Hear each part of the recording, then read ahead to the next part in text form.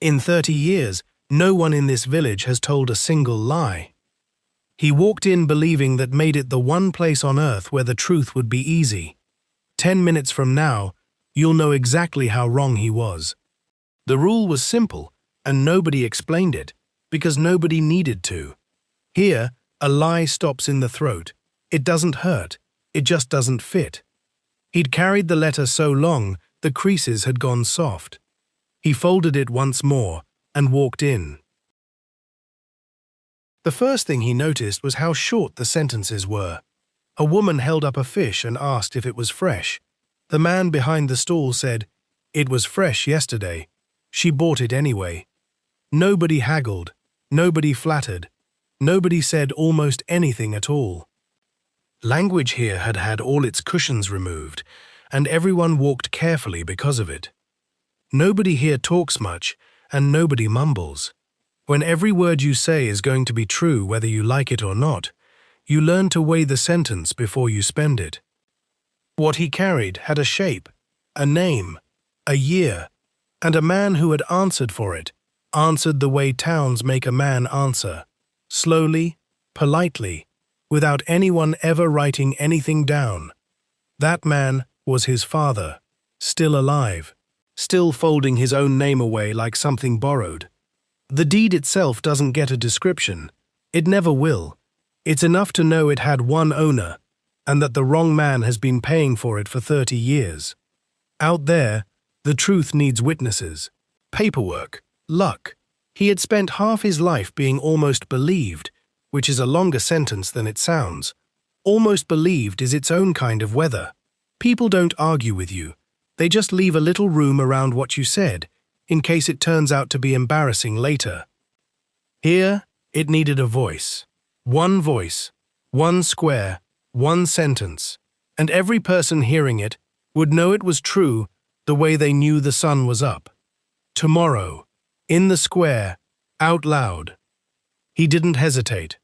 Not yet. The bench sat where the square narrowed, and the village brought it whatever it couldn't untangle. 2 neighbors came with a fence dispute. Both told the truth, because they had no choice. They still disagreed. The rule removes lying, not conflict. The old man listened to 2 true stories, weighed them, and gave the fence to the man who had planted it. Both nodded. That was that. It was fair. It was visibly fair.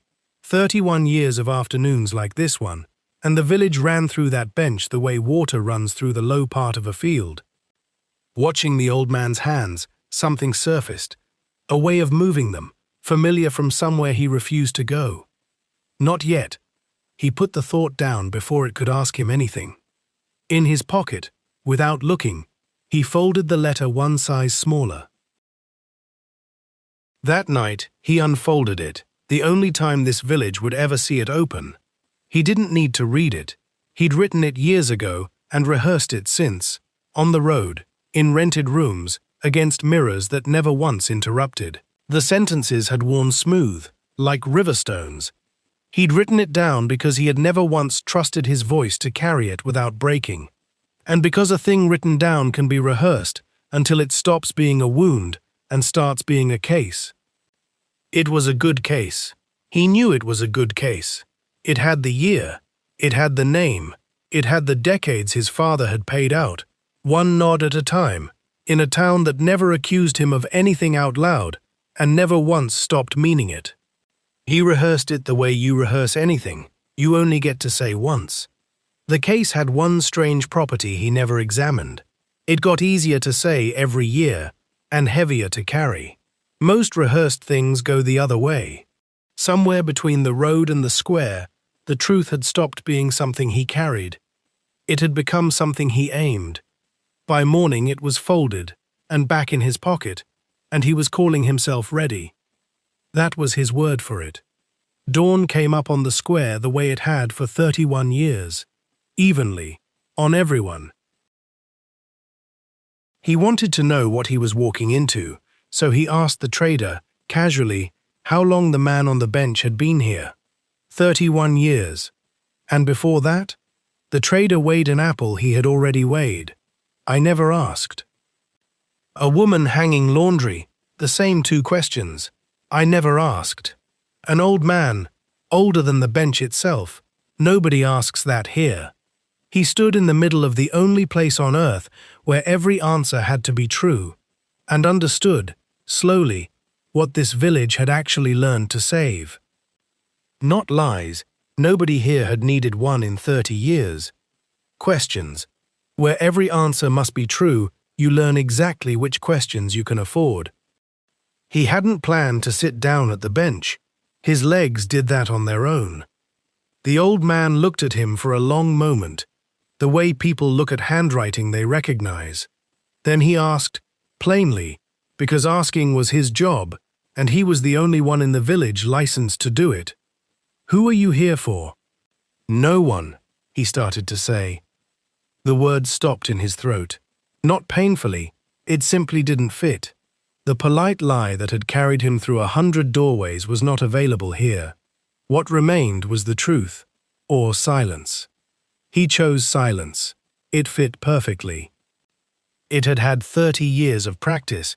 At his father's table, every time the one question he couldn't afford folded itself smaller. Not, did they wrong you? The other one.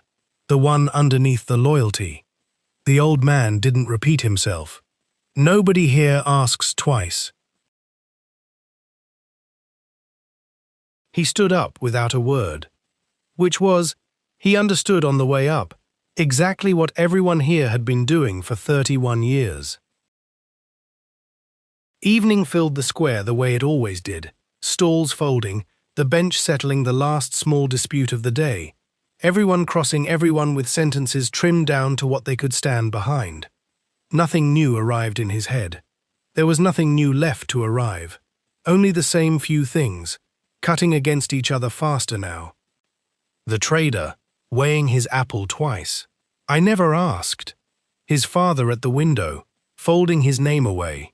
The letter, his own throat, where the easy lie had stopped, and the silence that had fit so well he'd worn it home for 30 years. There were two ways out of this square. Say nothing and take the road home. His father keeps a quiet son. The village keeps its bench. And the letter goes back to being something he carries. It weighed almost nothing. He knew exactly how little it weighed.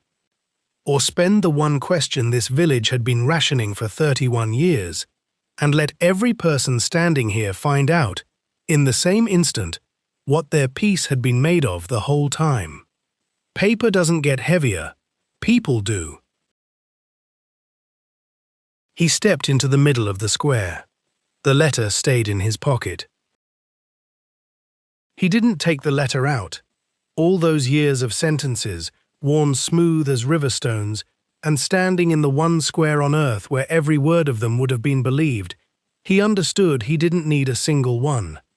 In a village where nobody can lie, you don't need to tell anyone anything.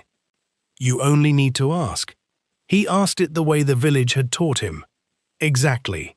And only once. 31 years ago, before this village, he didn't raise his voice. He didn't need to. What was the name of the man who answered for you? The square went still, the particular stillness of a place where the answer, if it came, could only be true, and where everyone had always known, without ever saying it, what refusing to answer meant. The question stood in the middle of the square where he'd put it. It didn't need him anymore. That's the thing about questions. A lie dies if nobody carries it.